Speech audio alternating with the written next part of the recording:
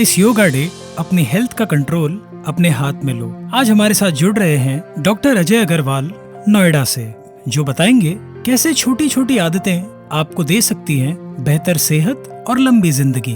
तनाव शारीरिक स्वास्थ्य को कैसे प्रभावित करता है, क्या इसे नियंत्रित किया जा सकता है? तनाव हो गया जो फिजिकल स्ट्रेस है, वो केवल आपके मूड को नहीं डिस्टर्ब करता बल्कि आपके ब्लड प्रेशर को, आपके ब्लड शुगर को और आपके इम्यूनिटी को भी डिस्टर्ब करता है। तनाव से, फिजिकल स्ट्रेस से, मेंटल स्ट्रेस से आपके बॉडी में डिफरेंट हार्मोन्स या केमिकल्स रिलीज होते हैं जो आपकी बॉडी को कमजोर बनाते हैं। यहाँ पर योग मदद करता है, क्योंकि यह केवल शरीर को हिलाने का अभ्यास नहीं है, यह आपको धीमा होना, गहराई से सांस लेना और खुद से जुड़ना सिखाता है। योग में किए जाने वाले श्वास अभ्यास या माइंडफुलनेस तनाव प्रतिक्रिया को कम करते हैं, जिससे शरीर में शांति का पुनरुद्धार होता है। दैट मीन्स कि यदि हम योग करते हैं, मेडिटेशन करते हैं, तो हमारे ये जो स्ट्रेस हार्मोन्स होते हैं, स्ट्रेस केमिकल्स होते हैं, वो कम हो जाते हैं। तनाव में रहने वाले कामकाजी पेशेवरों के लिए आपका क्या सुझाव है? जो वर्किंग प्रोफेशनल्स हैं, आमतौर पर देखा गया है, वो जो हमसे बात करते हैं वो कहते हैं हमें समय की कमी, जबकि ऐसा नहीं है। हेल्थ को यदि हम प्रायोरिटाइज कर रहे हैं, यदि हम ये सोचें कि हेल्थ जो हमारा है बेसिक सबसे इम्पोर्टेंट चीज है, तो हम टाइम निकाल पाएंगे। हम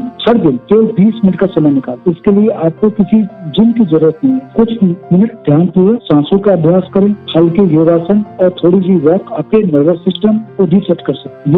योग पेशेवर लोगों के लिए बेहतरीन विकल्प है। मैं तो बोलता हूँ सिंपल माइंडफुलनेस, जो आदमी जैसे जा रहा है, बस में जा रहा है, मेट्रो में जा रहा है, बैठ के ध्यान भी लगा सकता है। अच्छे स्वास्थ्य के लिए रोजाना की शारीरिक गतिविधि क्यों जरूरी है? तो डेली मूवमेंट, गतिशील रहना आपके बॉडी के लिए बहुत जरूरी है। आप ये देखें, जब हमको नेचर ने पैदा किया, हमें बैठने के लिए नहीं पैदा किया। We were not meant to sit on our butts but to walk, जैसे सारे पशु पक्षी जानवर करते हैं। आदमी को जैसे जैसे सुविधा मिलने लगी वो बैठने लग गया, और यही बैठने का कारण जो हमारे सीडेंटरी लाइफस्टाइल है, यही हमारे इंसुलिन रेजिस्टेंस को बढ़ाता है और हमारे मैक्सिमम बीमारियों का जड़।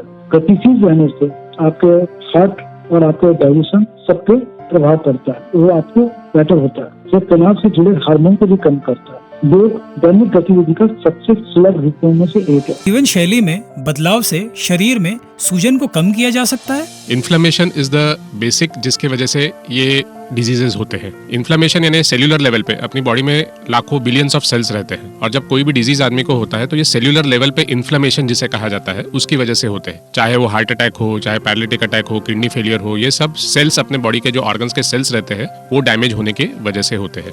और लाइफस्टाइल में चेंजेस लाके, जैसे आप खान पान पे अपने कंट्रोल रखते हो, फिजिकल एक्टिविटी करते हो, स्ट्रेस कम रखते हो, रेगुलर एक्सरसाइज करते हो, और यदि मेडिसिन की रिक्वायरमेंट है, मेडिसिन रेगुलर लेवल पे टाइम पे लेते हो, रेगुलर चेकअप्स करते हो, तो ये जो इन्फ्लेमेशन जिसे कहा जाता है वो कम करने में मदद होती है, जिससे कि आप बड़ी बीमारी जैसा व्यायाम एक प्रकार की रोग निवारक देखभाल है। बिल्कुल, yoga is more effective for preventive care, I would say.